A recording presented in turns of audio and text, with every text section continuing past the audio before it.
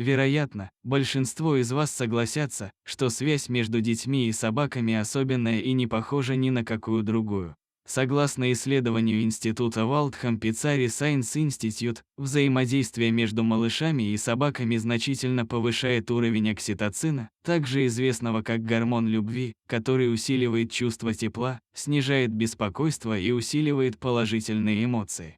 Преимущества идут в обоих направлениях и, безусловно, могут принести решающую помощь, особенно собакам из приютов, поскольку в большинстве случаев их физические раны заживают, но их эмоциональные раны все еще нуждаются во внимательном уходе. История Балто, ужасно травмированного хаски, может быть хорошим примером этого. После всего, что пришлось пережить псу, его тело и душа исцелились благодаря связи с маленькой девочкой.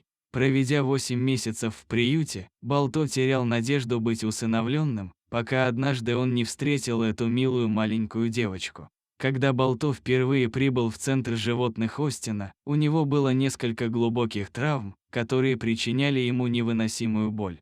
Хаски Балто поступил в APA с тяжелыми травмами, с большой некротической раной над левым глазом и рваной раной на шее, написали представители приюта для животных в своих социальных сетях сразу после получения собаки. По прибытии из Austin Animal Center Балто потерял сознание и с трудом дышал. Попав в клинику, Балто начал синеть, после снятия повязок с шеи цвет лица восстановился, а одышка уменьшилась, говорится в объявлении. Хотя спасательная команда не была уверена, как Балто получил такие ужасные травмы, они знали, что постараются сделать все возможное, чтобы у него впереди долгая и безболезненная жизнь.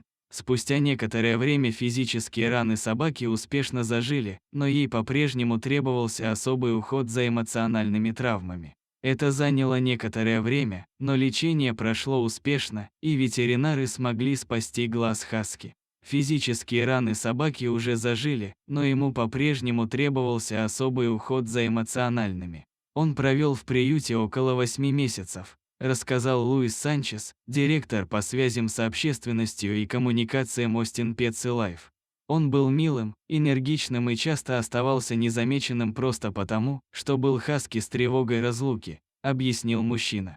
После недолгой ночевки собака вернулась в приют и была настолько напугана, что пыталась выгрызть что-нибудь из своей конуры. Луис не мог больше смотреть на страдающую собаку и лично начал ее опекать, надеясь, что это поможет Балто расслабиться и получить больше шансов на усыновление. Вместе со всей своей семьей мужчина возил хаски куда только мог, от пивоварен до мероприятий по усыновлению, фотографировал его и позже выкладывал фотографии в социальные сети. И в конце концов это сработало. Однажды Луису написала по электронной почте семья из Нью-Браунфелса, которая хотела хаски, ладящую с детьми.